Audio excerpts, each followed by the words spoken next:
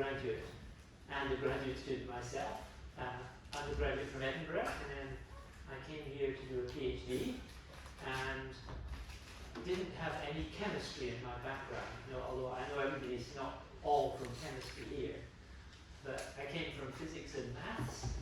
When I arrived to do molecular biology, structural molecular biology, that I'll tell you about, they said, oh, you need to know some chemistry, particularly you should learn all the amino acids and all the bases in DNA.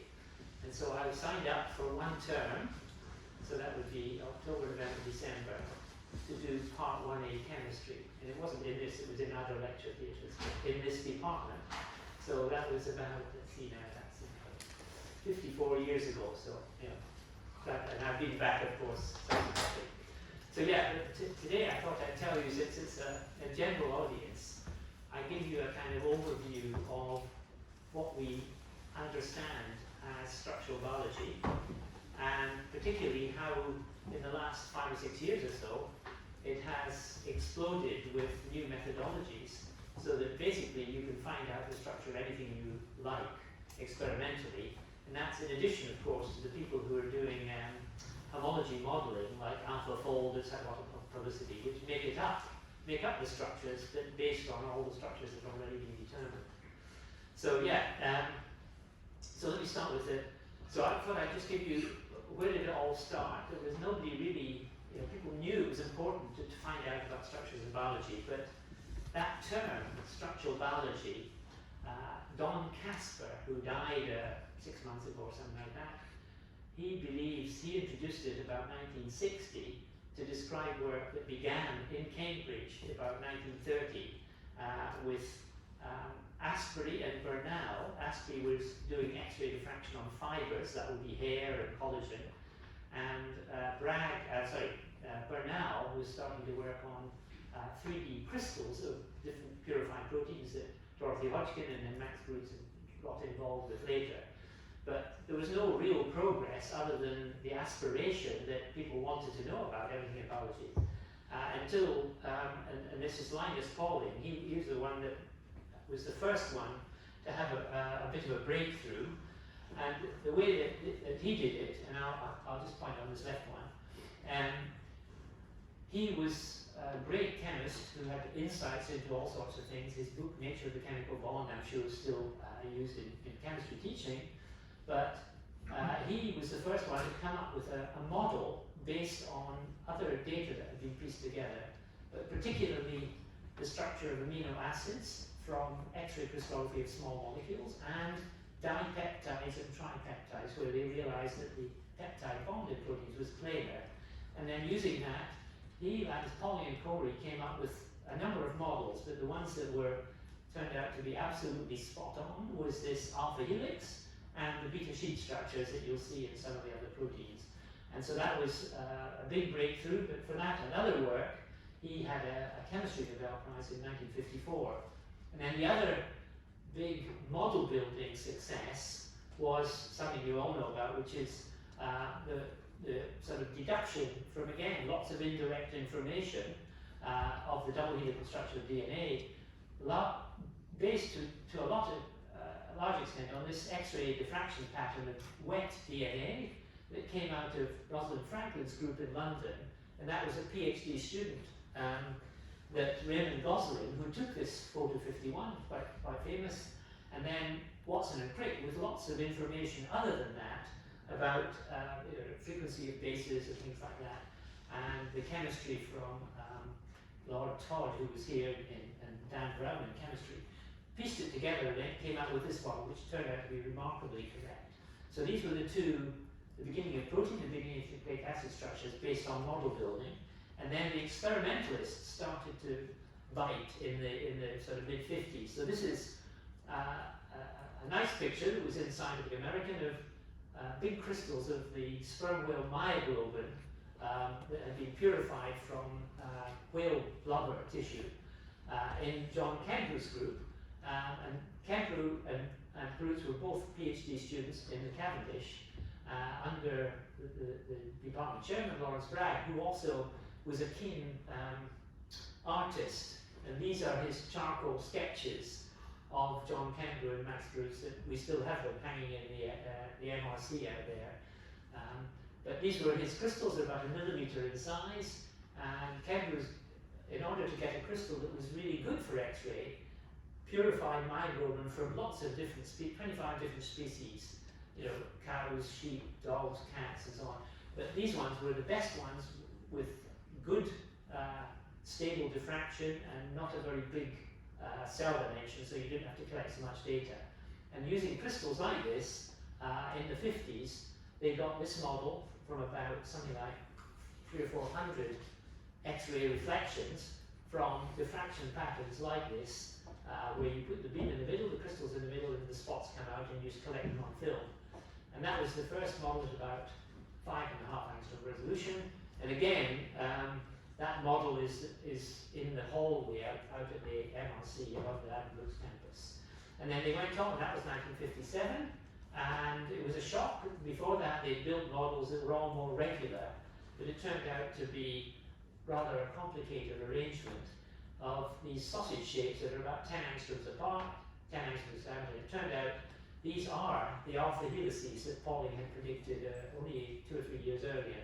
And then they went on collecting more data, and they got this 2 angstrom map, so 2 or 3 times more resolution, so something like 30 times more data, and they were able to find all the atoms in the myoglobin molecule. And then they didn't know how to display it. They didn't have computer graphics.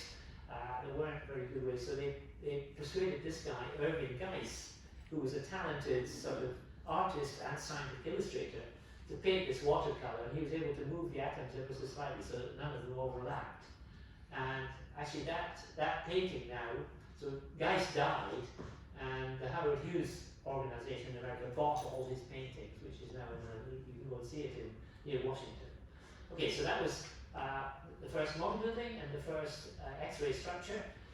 Another method that came in that was kind of closer to the heart of chemists was 2- and 3-dimensional nuclear magnetic resonance spectroscopy that allowed you to find nuclear Overhauser interactions between atoms that were distant in the primary sequence but close in 3D space. And that was Richard Ernst in Switzerland who developed that method, and then Kurt Wuttrich who developed it a bit more and applied it to proteins. And that was a typical 2D slice of the pattern. The work that was done by David Neuhaus, who was a postdoc with Kurt Wuttrich, and then he came, and he's one of the people who work at MRC, which does a little bit of NMR as well. And that was, you know, model building X-ray and NMR. So now we come to electron microscopy, and I have to say, when I started, I came into structural biology from physics, thinking I would call it biophysics. So I came and I worked on alpha chymotrypsin, which is a gut enzyme, was bovine chymotrypsin that hydrolyzes proteins in the gut. And it was one of the proteins soon after. It was myoglobin lysozyme, then chymotrypsin, carboxypeptidase, ribonuclease. There was only half a dozen protein structures initially. And so I did a lot of X-ray crystallography to start with, and then started to work on membrane proteins, and I'll show you a bit about that. But it became clear that electrons and electron microscopy, electron diffraction had a lot of potential. And so that's most of the talk is about our work and the work of people in the field on electron microscopy and how powerful it is now. So then how did electron microscopy start? And so Ernst Ruska, who was the brother of Helmut, was an engineer, physicist in Berlin, and developed in the 1930s the first electron microscope with a single lens. And then his brother was one of the first people to look at biological structures in the electron microscope. But because they're carbon nanotubes and they don't have much contrast, they always used metal stains or metal shadowing to visualize them in the early days. So this is a picture, for example, of these are little T4 phage that have been stained. T4 phage 1942, and then a bit later, other tailed phages from Robbie Williams and Fraser's work, and these have been shadowed. You can see the shadow of platinum carbon. So these were the earliest uses of electrons to look at, but just in very broad outline, sort of hundreds of angstroms resolution. And then it didn't get into the kind of more modern era until people at the MRC, particularly Aaron Klug, and David Duvojs was a postdoc, and then Tony Crowther was working in the group as well. They started to apply more sophisticated mathematical analysis methods to the images. This is an image where a T4 phage has been covered with heavy metal stain, uranyl acetate. That's the same thing with tomato bushy stunt virus, an icosahedral virus. And then these are projection structures of the stain, not of the protein or the nucleic acid that are inside the viruses. So you're looking at the outline of it in the stain. But nevertheless, there are geometrical relationships that says that view that you say, there are 60 other equivalent views from other sides. So even though it's a 2D image, you can get a three-dimensional structure because there's symmetry. And this is the 3D structure that Duvojs and Krug got of a T4 tail, and a couple of years later, a 3D structure, sort of a fuzz map of bushy stunt virus. And so that was the beginning of extracting three-dimensional biological structures from 2D images using the electron microscope. But my own background, was doing X-ray crystallography, and it wasn't until I started to work on this bacterium here, Halobacterium salinarium, around about 1973 or so. And our goal was to work on a protein in the membrane of the bacteria. Because until that point, all the structures were soluble proteins, enzymes, hemoglobin, myoglobin, and so on. But this is a freeze fracture picture of a pellet of bacteria that grow in high salt solution. And this freeze fracture image, which is cracked open and then shadowed with a heavy metal, was taken by Walter Stikenius in San Francisco. And he was the discoverer that the membranes of these bacteria, which are the ones if you fly over salt production facilities where you just put seawater and let it evaporate, when the seawater gets to a high net, it turns red or purple color, and that's these halobacteria that are growing it. They have a colored compound in the membrane, and these patches there that are specialized turned out to be a single protein, 25,000 molecular weight, with vitamin A aldehyde bound to it. It gives it a purple color, even though vitamin A aldehyde is normally yellow, but once it's in the protein interacting with hydrophobic side chains, turns purple, and it's a proteinated shift base. So anyway, you get these out, and you can do electron diffraction on these membrane patches, because the little crystals, 100 molecules by 100 molecules, 1 molecule thick, and that's an electron diffraction pattern from one of those patches.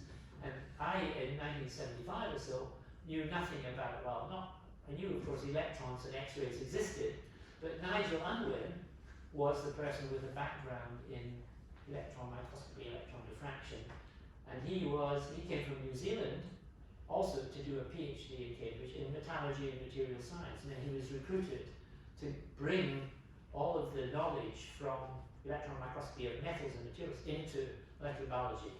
And so we worked for a couple of years in 1975 and so on, and we managed to get from diffraction patterns like that and images this low resolution 7 angstrom map of bacteria rhodopsin, the molecule that's in that membrane. And these rod shapes are again 10 angstroms apart. They're all the same alpha helices that Pauling had found or proposed back in the 50s. And then it took a long time to get the electron microscopy methodology to go from this kind of resolution, which was used by taking these images from specimens at room temperature. We then froze them so that you could get electron cryo-microscopy, and with that you could put more electron dose, same with X-rays, and get more information out of the same samples. And so you can see here, this was the cross-section of that map that I showed you, the balsa wood model there in 1975, and you can see it's getting better, but 15 years have passed, and all of us are 15 years older. But there were lots of problems there to be solved. Each one of them was interesting, and papers were published. So PhD students got their PhDs. We didn't get sacked for not solving the structure. But after 15 years, we did get this map that was good enough, so you can now see the same 7 alpha helices that are perpendicular to the membrane in the bacterium, and now there are densities protruding from the helices that you can interpret using the amino acid sequence of the protein, which of course wasn't known in 1975, but by 1990 was. So we then had a model for that bacteriotoxin molecule. So that's how a lot of the early work in electron microscopy started, from negative stain for viruses and so on. So what is the real power of electron cryo-microscopy, the thing that's made it really productive in the last, say, 5 or 6 years? So this is a figure, the only figure that was in a review that Tim Baker and I wrote 20 years ago for the International Tables for Crystallography, which until that point had been mainly X-ray diffraction-based experimental methods, limited with neutrons. But in that volume, which is volume F, so volume A is all the space group tables and so on. Volume F was sort of biology.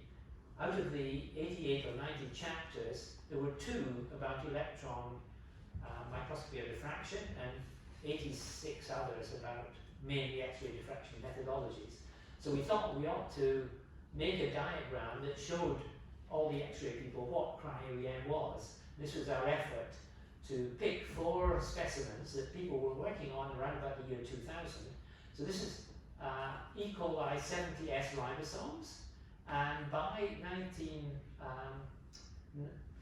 the year 2000, Jochen Frank's group, Gavashvili et al., had published a paper with an 11 angstrom structure of the ribosome. It didn't allow you to really resolve helices and so on, but you could see the large subunit and the small subunit, and you can see long bits of RNA.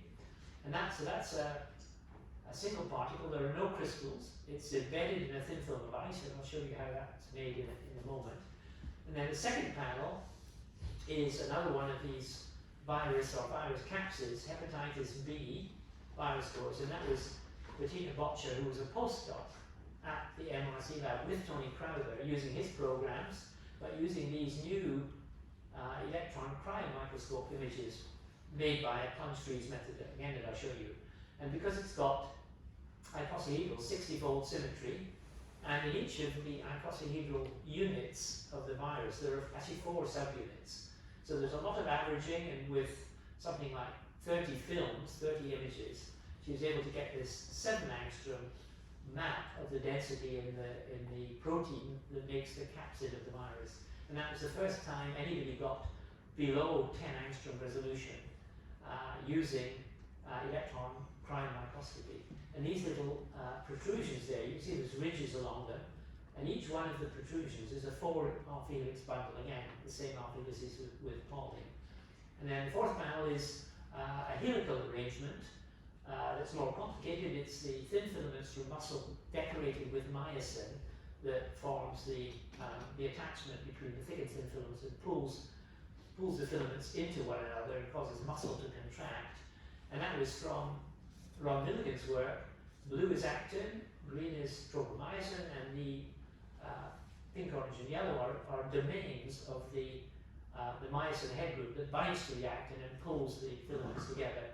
And the different colors are obtained by collecting different sets of data and then subtracting them. So these are, you see, five different colors, 5 different structures subtracted from one another. And then the last panel is an image of a 2-dimensional crystal, just like the bacteriotoxin 2D crystals that we started out on. And then this was a second high-resolution atomic model made from electron cryo-microscope images, again of a 2D crystal, by Werner Kohlbrandt, who was another student in Cambridge originally before he went to EMBL. He's now a Max Planck director in Frankfurt, doing lots of electron cryo-microscopy. So that gives you, what is electron cryo-microscopy in general terms, but the real start of it was developing a method to create specimens that gave images like this.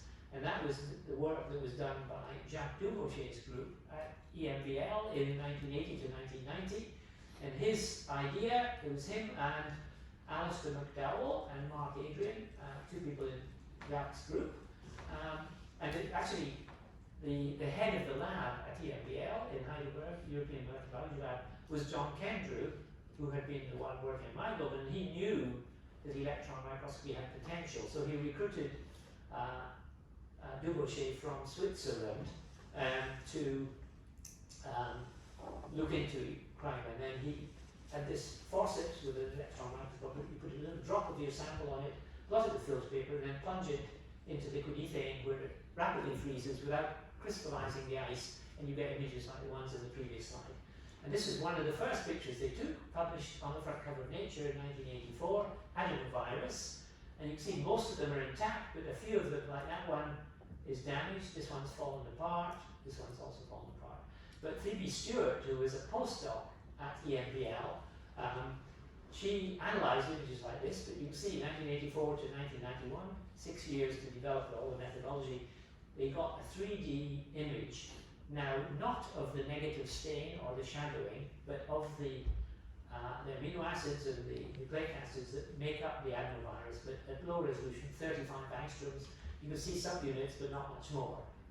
And then, with about 10 or 15 years of development of methodology in the electron microscope, so better vacuums, better stages, brighter sources, higher voltage, they got images eventually. This is Hong Cho at UCLA, Los Angeles. Same specimen, but this is 1984. This is 2010. And by analysing images like this, Hong Cho got a structure like this, densities inside individual subunits like this, where you could resolve, and this is a beta sheet part of the structure with the hint of side chains, now with 3.6 angstroms, so 10 times the resolution in 3 dimensions, 1,000 times as much data. So a lot more work. And that was again the leading structure in 2010, highest resolution, but they were all big structures. And then it wasn't until a new type of way of recording the images of the electrons. So the electrons up to this point were all recorded on film. Film was photographic film, which is sensitized by the ionizing beam of electrons, turned out to be better than any of the previous electronic detectors. But these new CMOS detectors, the same thing that's in smartphones now. You often have 3 or 4 cameras in your phone. These 3 in color here are 3 CMOS detectors. You put them in the electron microscope. You don't have any lenses. You just have the electrons going directly into the silicon. Has to be made radiation hard, but they are, you can see, they're all better than film. And then you have 2 other advantages, which is that these detectors actually work at 40 or several hundred frames per second. They record movies. So if you've got any blurring of the image due to instabilities or charging, you can correct for it afterwards in the computer. And also, because you put the beam on it, you're destroying the specimen. It's being degraded as you go, so you can weight together all the individual frames to make a better image than you get just by having one piece of film. So it turns out these new detectors brought in better DQE, ability to do motion correction, and ability to do dose weighting. And that's given something like a factor of 30 or 40-fold improvement in signal to noise at high resolution. And that then allowed you to do better, get better images. And so I'm going to show you now 2 or 3 examples of what you can do with these better images. So that is a similar image to the one I showed you of the E. coli 70S ribosome, except it's now recorded with the new microscopes with all the better hardware and the new detectors with all the better aspects to it. By eye, it looks very much the same, but that image, instead of being E. coli 70S ribosome, is now of a mitochondrial ribosome that Alexei Amunts, who was a postdoc with Venki Ramakrishnan at MRC, who had been trying to purify it and make crystals to do X-ray crystallography around about 2012, 2013. He could never get it pure, he could never get any crystals. But he got together with another postdoc, Xiaochen Bai, and Alexei's now in Stockholm, Xiaochen Bai's in Dallas, leading their own groups, but they were 2 postdocs collaborating. They took images like this of partly purified mitochondrial ribosome preparation and then separated it out using the more sophisticated computer programs that were developed to take advantage of the new data, particularly by George Sherez, who's a young group leader at the MRC, who came from X-ray crystallography through postdoc in Spain and so on, and he's now here at Cambridge with the group. And his program, RelyOn, allows you to sort these single particle images from an average of all of them into different three-dimensional classes that pull out in the computer different molecules that differ. And so these ones inside the rectangle, they're all mitochondrial ribosomes. Some of them are intact, some of them are just a large subunit. This is the cytoplasmic ribosomes that Alexei could never separate, and these they don't quite know what it is. But you can then pull out some of the particles that are the ones you're interested in, and if there's flexibility and you have a ribosome protein synthesis, there is ratcheting as it pulls out the polypeptide. You can focus on part of the structure and align all these images to get your 3D map. Get a really good map of one part, then you can align on the other part and get a sharp map of that. And so by doing that, they got a really nice map of the whole ribosome, so 3 megadalton, and built a whole model. There was homology, of course, to the bacterial ones, but largely all the densities were different. And here are two of the nicest parts of the map. This is a little bit of RNA Watson-Crick double helix, 3 base pairs there, and then a top view of one of the Watson-Crick base pairs. And the resolution was 3.1 angstrom, so better than that adenovirus with film. And these stacked bases are 3.5 angstroms apart. And you saw that in that Rosalind Franklin image earlier. So the resolution by eye, looking at the density, agrees with what is. And then here's a little alpha helix, here's the end of a beta sheet with a turn in it. And so that's an example of a structure that cannot be done by any other method than the single particle EM coupled with the new detectors and the new programs. And the second one is this image. This is of a 1 megadalton complex from mitochondrial inner membranes from the work of Judy Hurst. So it's mitochondrial complex 1, and Judy had been working on it for 10 years, again trying to make crystals. They've got crystals of bits of it, but not of the whole thing.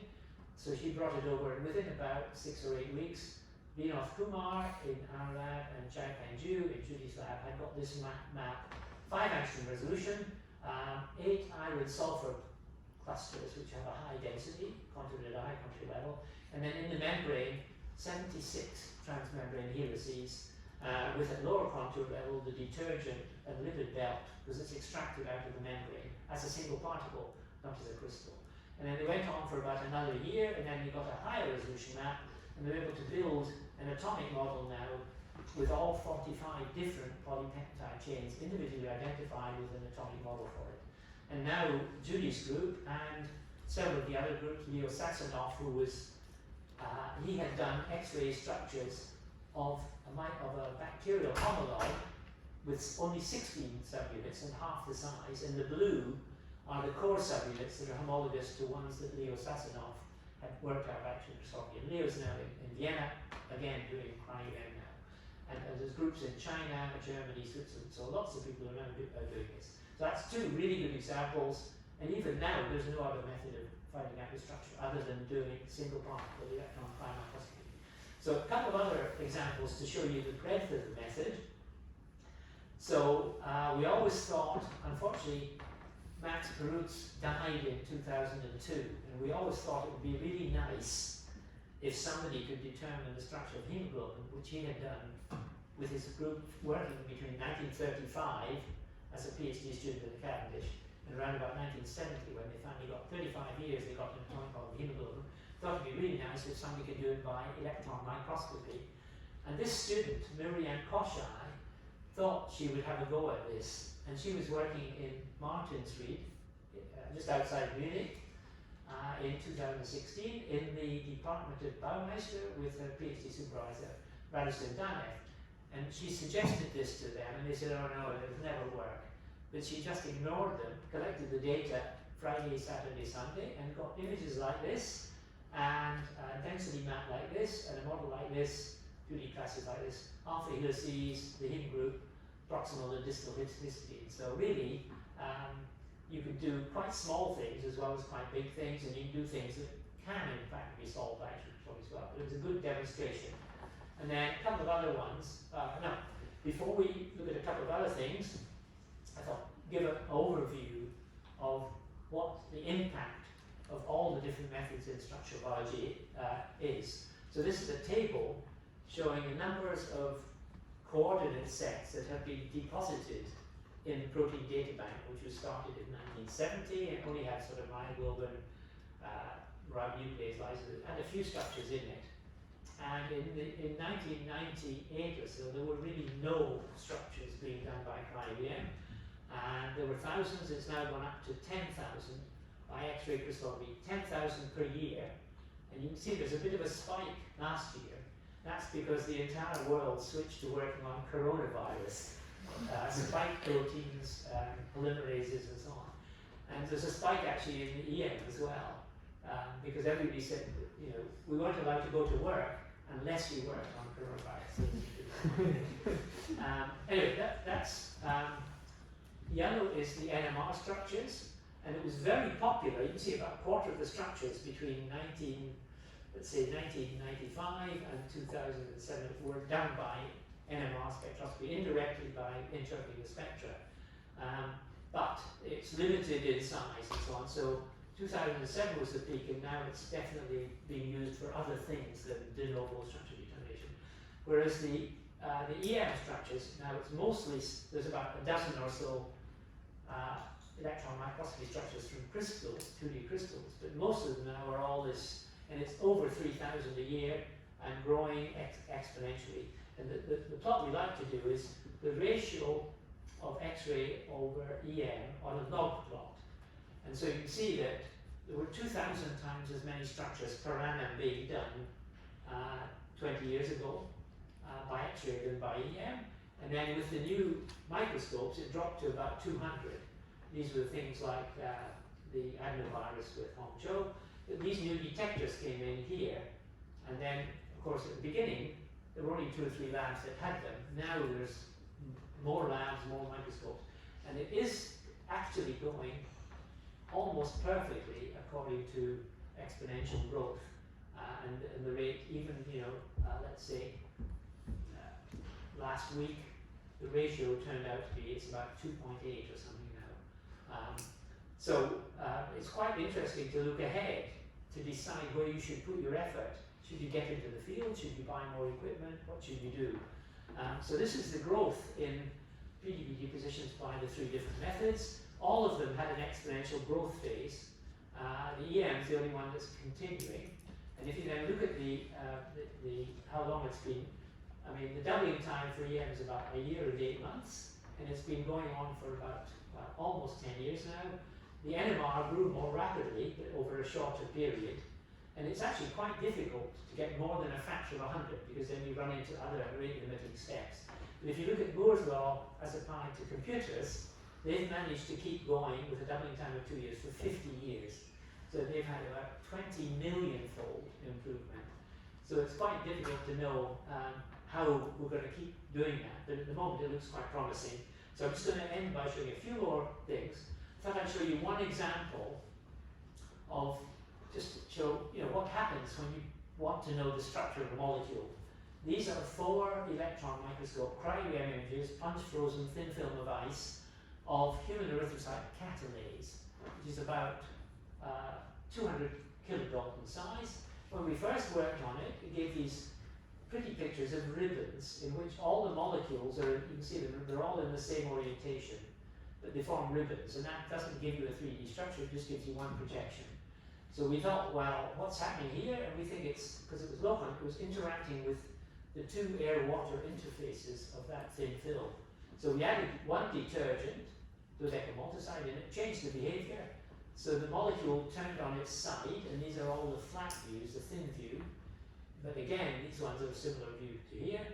And then we added a different detergent, which is stronger on the surface, prevents all the interaction, and then you get individual images of the molecules in all different orientations.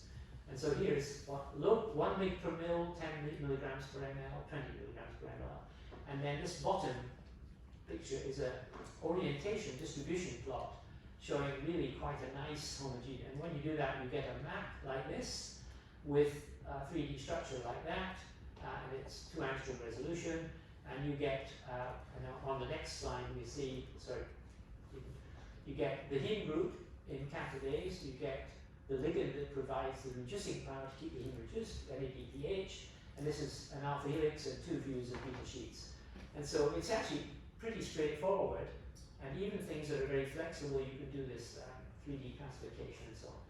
So there's still a few other things that are interesting.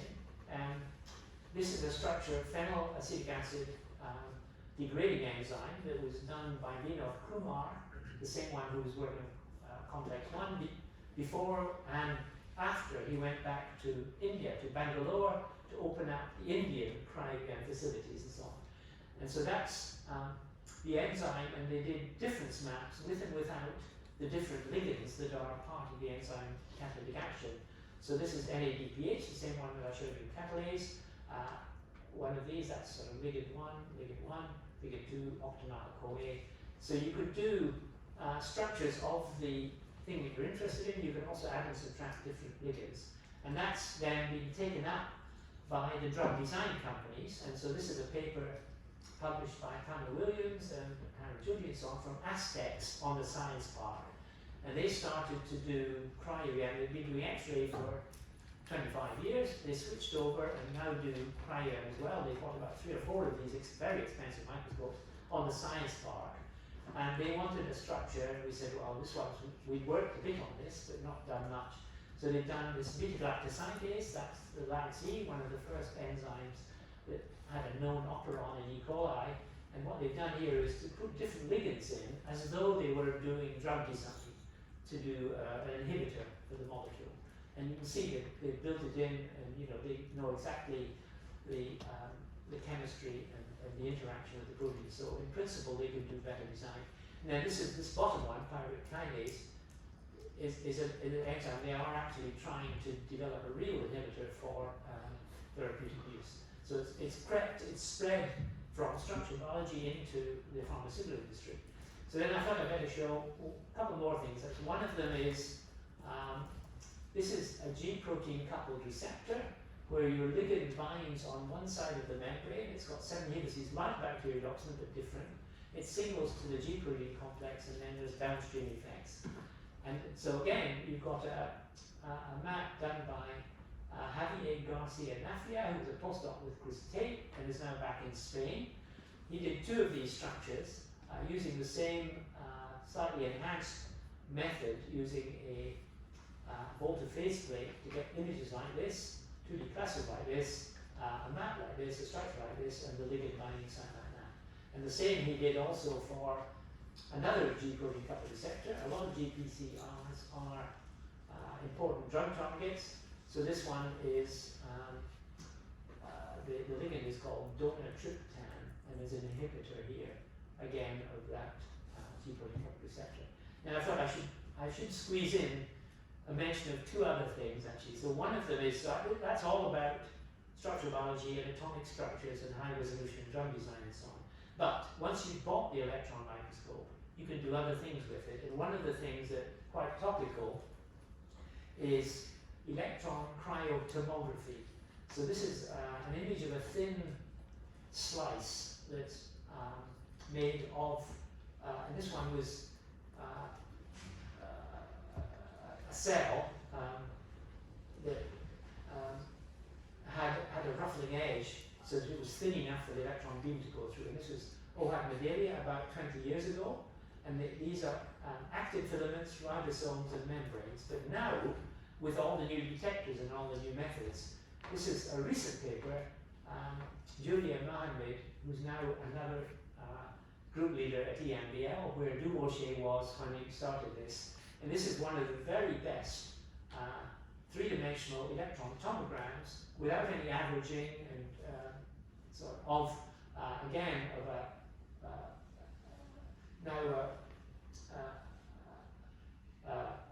thin slice of a cell rather than the ruffling edge, showing all the features you saw in the previous one, but more detailed and better. So that's what you actually get, but you have to interpret it. And they do this segmentation method and end up coloring them all in to see what they are. So you have nuclear pores in the nuclear membrane, you have chromatin in the nucleus, and then you have actin, tubulin, and now the ribosomes, instead of just being a blob, they've now been able to identify the large and the small subunit in the tomograms, and actually you can average those and get a reasonably good structure by extracting these three-dimensional volumes from a tomogram, rather than doing the single particle type of work after you purify them without doing any purification. So this has a great future potential as well. And then the last two slides are, I thought I should put in, because everybody, well not everybody, but many people switched their efforts to working on coronavirus. And this is the results of one of the many groups that did tomography on the intact SARS-CoV-2 virus. That's the virus with the spike proteins protruding. That was from John Briggs' group at MRC, but he's now gone to be in Martinsried, which is where a lot of the early tomography has been done. And then this is a single particle of the spike protein with the receptor binding domain that's on this angioconversion enzyme. It's on the surface of the human cell that it binds to and does the infection. So that's a recent application, but you can see that the power of the cryo-EM has spread really widely. So that's the end now. So what about looking ahead? So obviously, with electrons, X-rays, or even computational efforts to derive structures without needing experimental data, all of them have a great future. So now, in electron microscopy at the moment, we're trying to make it cheaper. So these microscopes cost about £4 or £5 million. But we're trying to make one, or to persuade the companies to make one for £500,000, so that every student can have their own microscope. And then the synchrotrons, and there's 10 or 20 of them around the world, they're all really good at doing X-ray crystallography now, but they're all being upgraded now to make the beams much brighter. And then you will be able to do X-ray tomography on relatively big tissue, whereas electrons you need it half a micron thick or less. But X-ray tomography you can have much bigger. And there's a group in London now that have done X-ray tomograms of whole lungs, comparing coronavirus with non-coronavirus groups. That's Peter Lee's group at UCL. And then, of course, there are people trying to understand what the interactions are between the atoms that cause proteins to fold up and nucleic acids and so on. And the energy functions are not all that good. The people who design drugs now, they can take their libraries of several million compounds and compare them to the protein structures with one or two compounds bound, and increase their chances of success by many thousandfold by using that. But if these energy functions could be made better, you could do a lot of computational work based, of course, on the vast body of data, experimental data, that's being derived from X-ray or electron microscopy and so on, and then do a lot of futuristic development, looking forward into the future. We've already got AlphaFold that do pattern recognition and, let's say, homology model building from they take all the known data and put it, and they come up with reasonably good approximations to the structure. So that's the end, and then what I've shown you is some of the original adenovirus by Jacques Duvojs and the more recent work by Alan Cho. I showed you Alexei Amwitz and Xiaochen Bai's work on the ribosome, Judy Hurst's group work, and of course many others now on complex 1, hemoglobin, catalase, and then a couple of structures where people have been doing ligand binding to look at the chemistry of the interaction, some GPCRs, and then some of the tomography. Hopefully that's given you a bit of an overview of 20th and 21st century structural biology.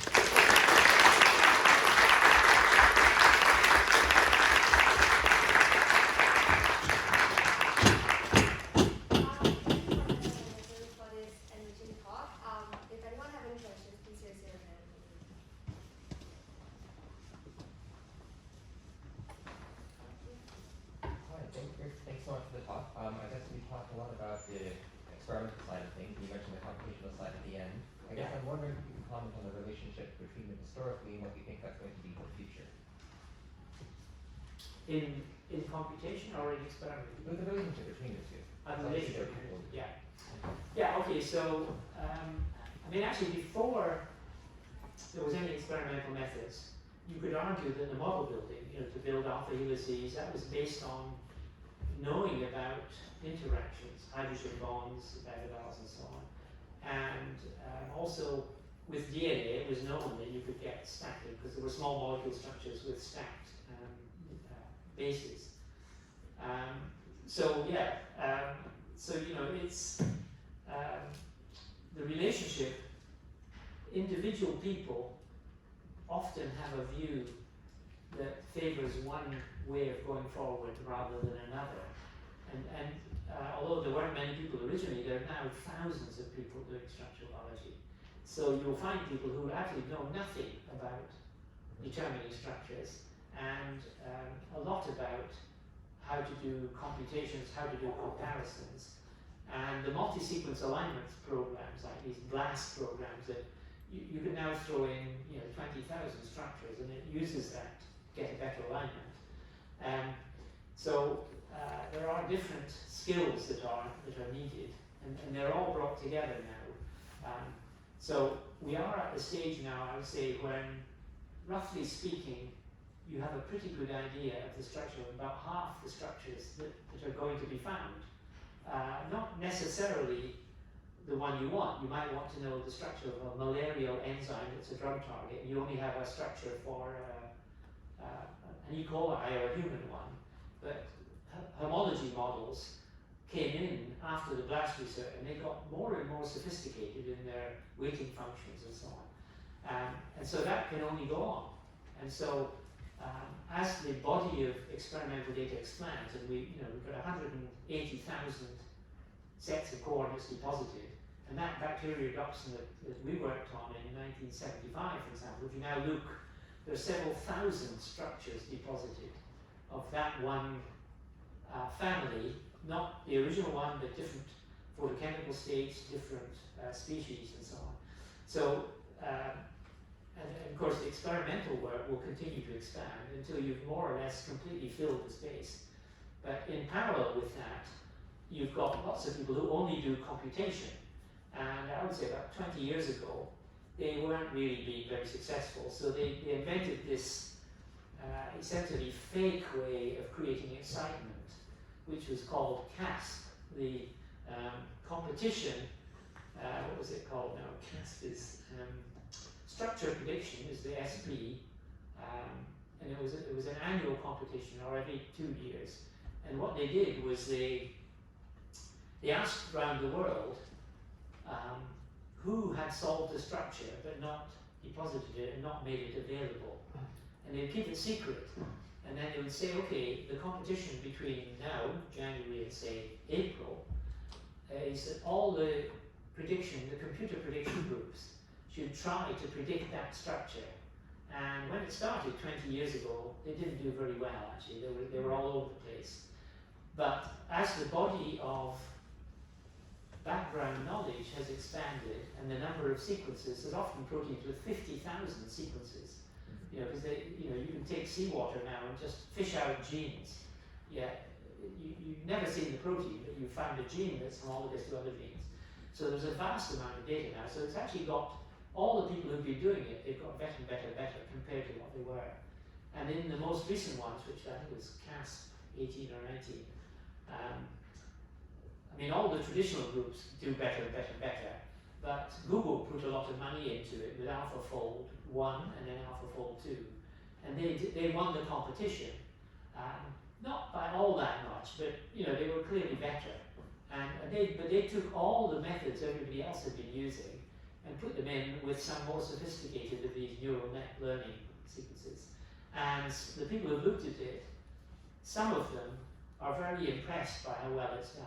But I have to say that the only ones I've looked at have not been very good. So I'm a bit of a skeptic about the power of computing.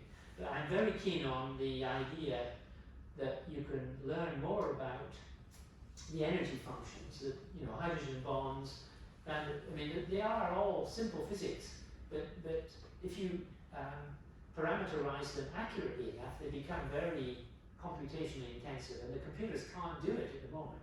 So as they get better, but by the time you're able to do really good, let's say de novo ligand-protein interactions, and then predicting, interactions with all the other proteins that you want to avoid if you're doing a drug design, my suspicion is most of them will all be done by experiment.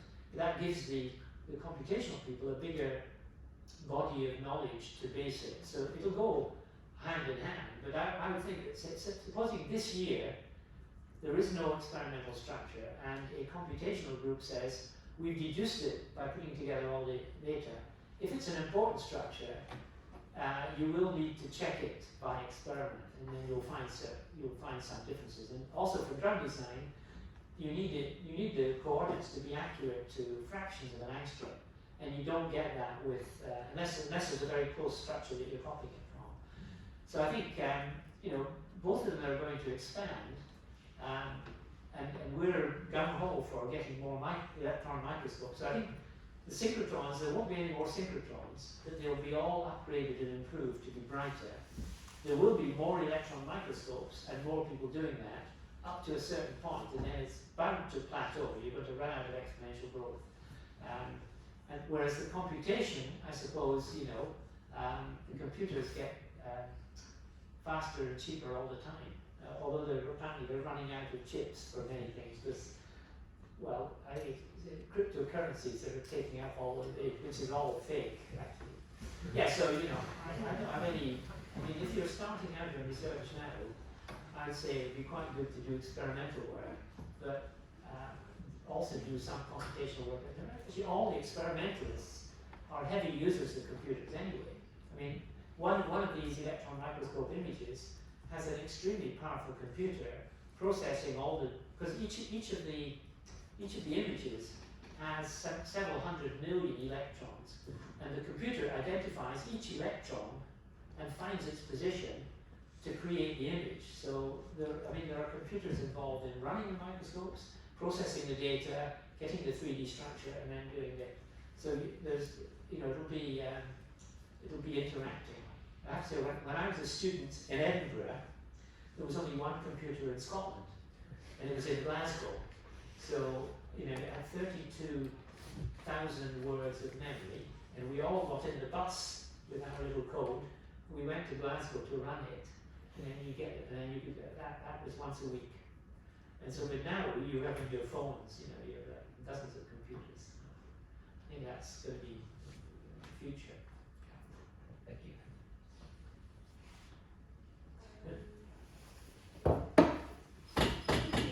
What are your predictions for the future and the techniques that will be used for determining protein dynamics? Sorry, for determining? Protein dynamics, and I guess dynamics. Well, one of the good things about the cryo-EM images, often because you're freezing it, you get a snapshot of all the structures that are there in solution, and this two-dimensional or three-dimensional classification that's part of all the programs, including Shaw's rely on, gives you a spectrum of what you find in solution.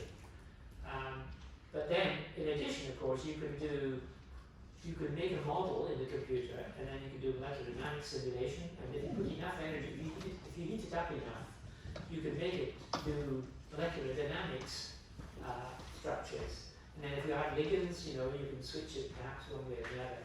So I think there'll be both people doing model simulation, and there'll also be people trying to trap and get experimental, let's say, data points to pin down what the different intermediates are. But to go from one sort of relatively stable state to another one, like in an enzyme, the substrate and the products, you have to go over a transition state, which is transient. And so that transition state is very hard to, unless you have transition state analogs and so on, but you can look at these equilibrium structures, but you can't look at the dynamics of how it goes from A to B. So for that, you need to have proper sort of quantum mechanical or molecular dynamic simulations, and then you don't really know whether they're true or not, so you then have to perturb it and test it, and then you're gradually improving your theory, just like we've improved our understanding of gravity, from apples in the moon to gravitational waves. You'll be having the same thing with the trying to understand transition states and dynamics in proteins.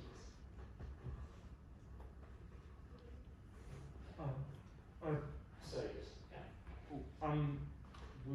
I think you're allowed to take your mask off to speak briefly, and then you get the high frequencies come out as well. Okay.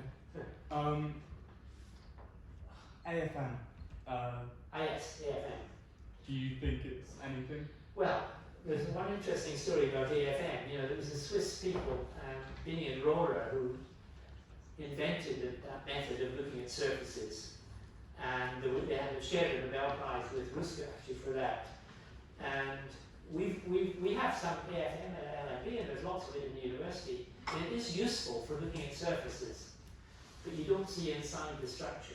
So we had this interesting letter, or a request came down, said, 1988, it said, Mrs. Thatcher wants to know what MRC is doing about AFM.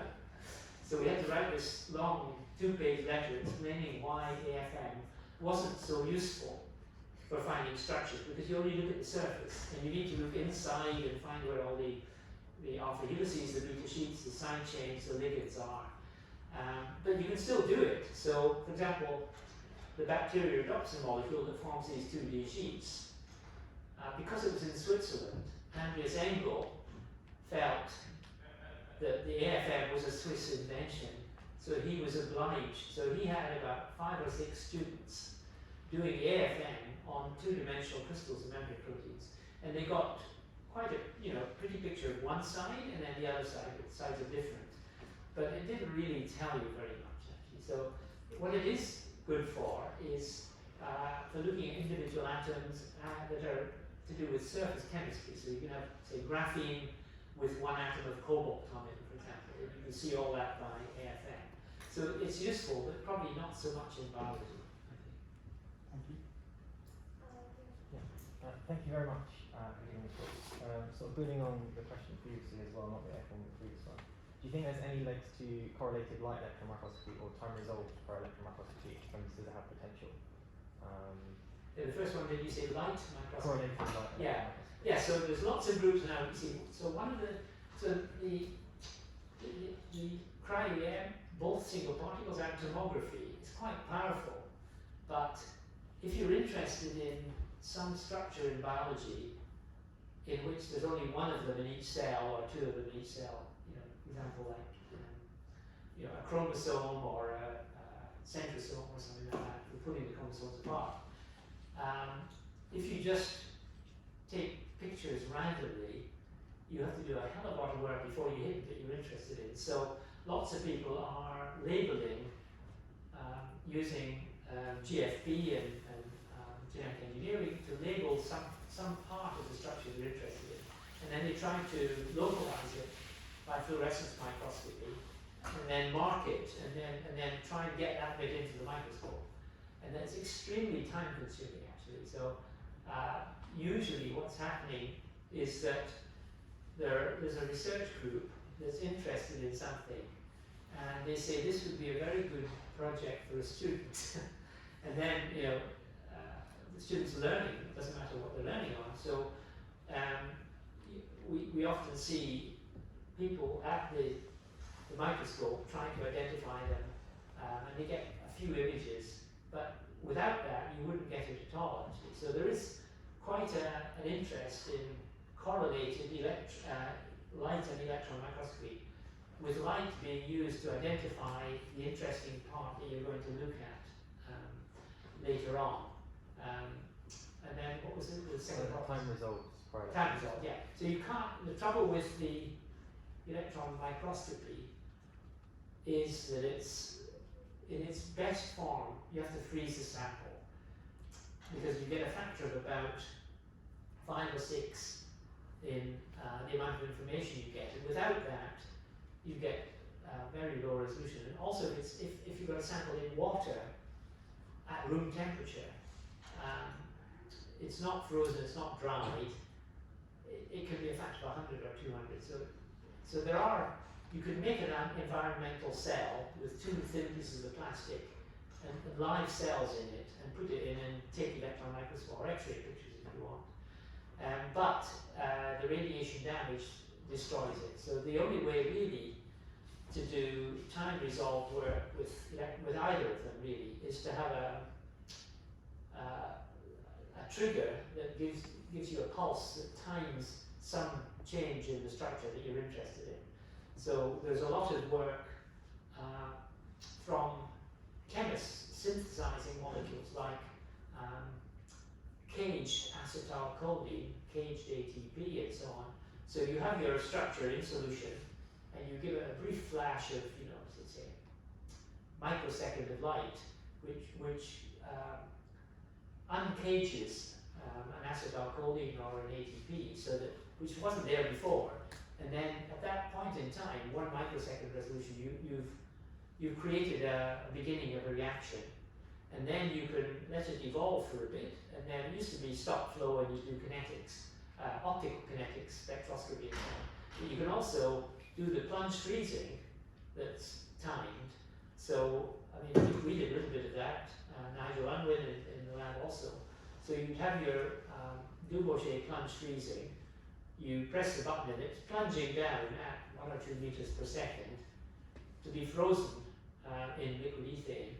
And just before it goes in, say 5 or 6 millimeters, you give it this flash, and then you can do something like 0.5 to 1 millisecond time resolution, and then you've trapped it 0.5 or 1 millisecond, or 5 or 10 or longer. So you can do trapping, freeze trapping, and kinetics like that, or then you can look at distributions of states by sorting it out later. But you can't look at the whole structure and see how it's all changing continuously in time very easily. There are now very bright X-ray sources, which are called X-ray free electron lasers, X-cells, and they produce femtosecond or picosecond pulses of X-rays. So you can also get femtosecond or picosecond lasers that trigger a photochemical reaction.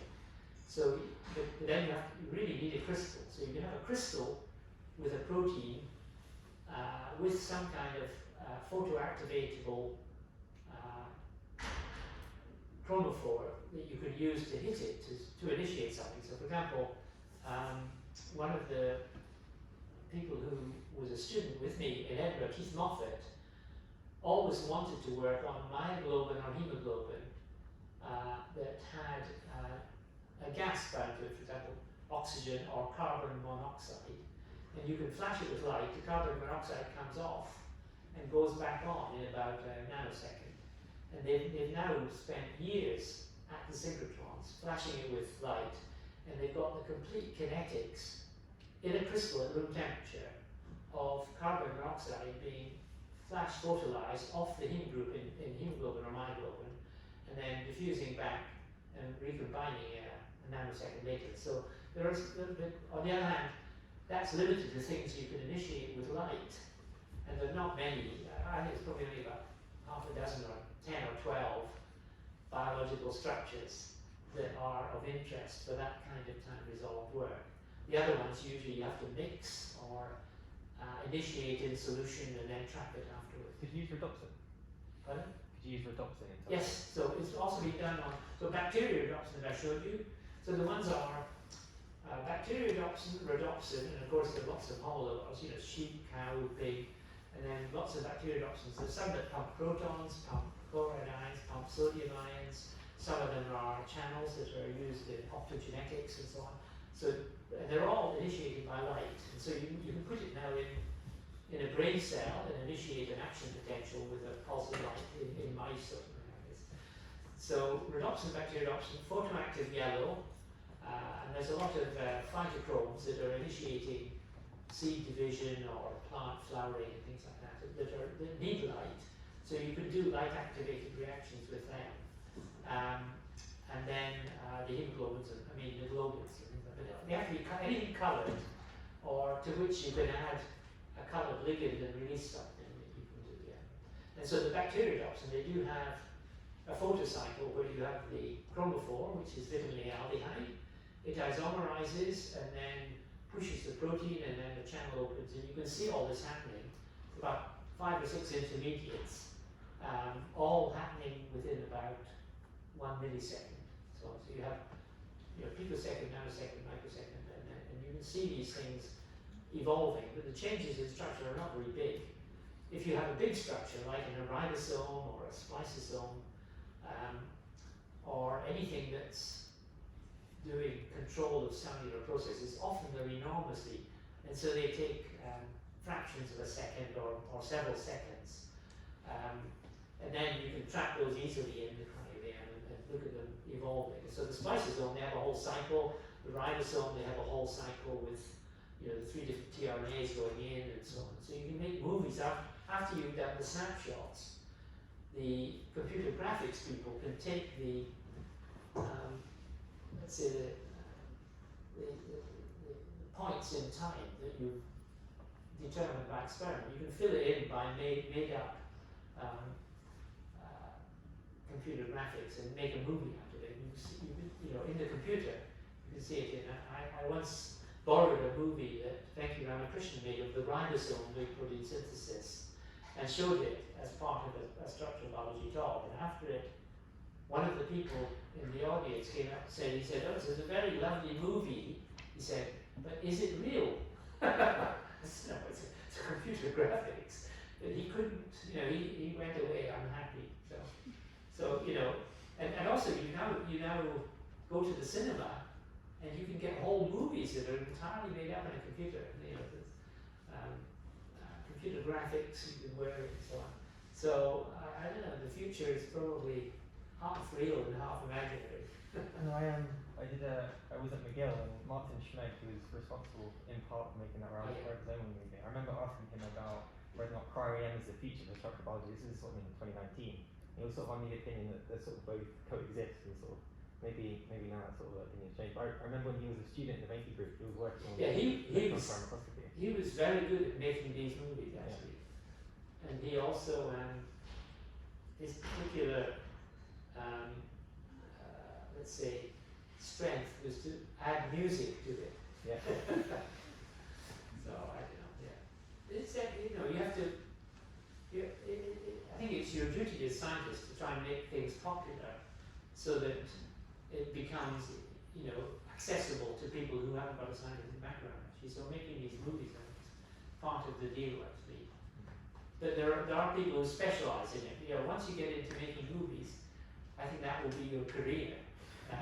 So the one that Venki made, for example, he hired a computer graphics guy in York, and it took him about 4 months to make the movie, and his salary had to be paid, so it was probably £20,000 or something like that to make a 3-minute movie.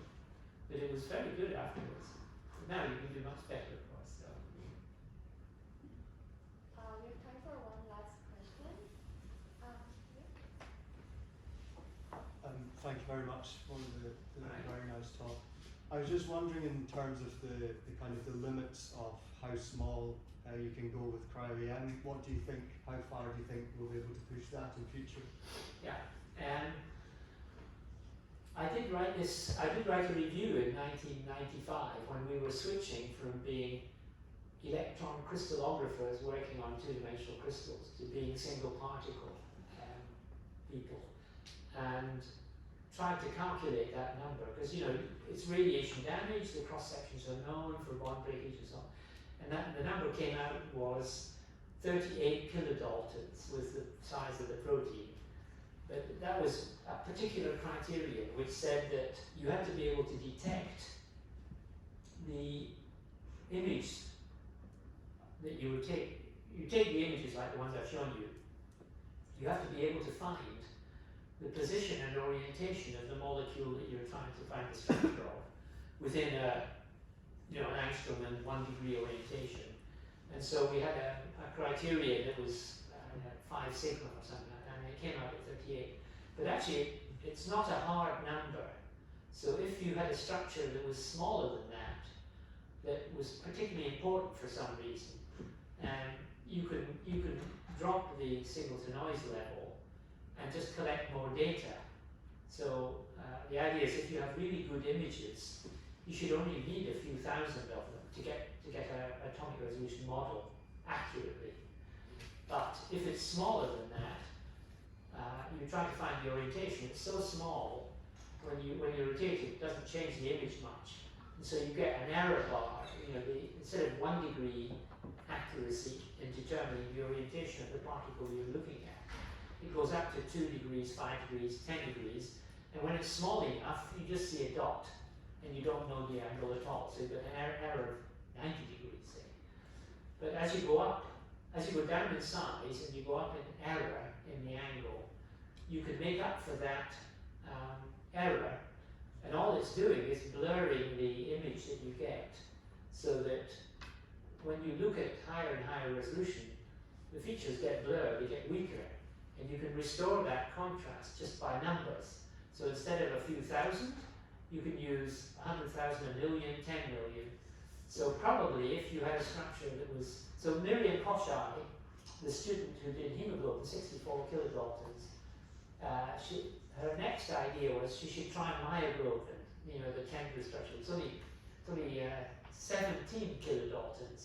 So she took images of myoglobin and put them into the computer program and so on. You get a structure out, but you can't quite see it. So it was like sort of 8 or 9 angstrom resolution. You could just about see the helices, but you'd have to work for a lot longer if you wanted to do it. So there isn't really a hard limit, but there are published atomic models of structures around 40 or 50 kilodaltons already, and you can go smaller as long as you don't want high resolution or don't want to do a lot of work.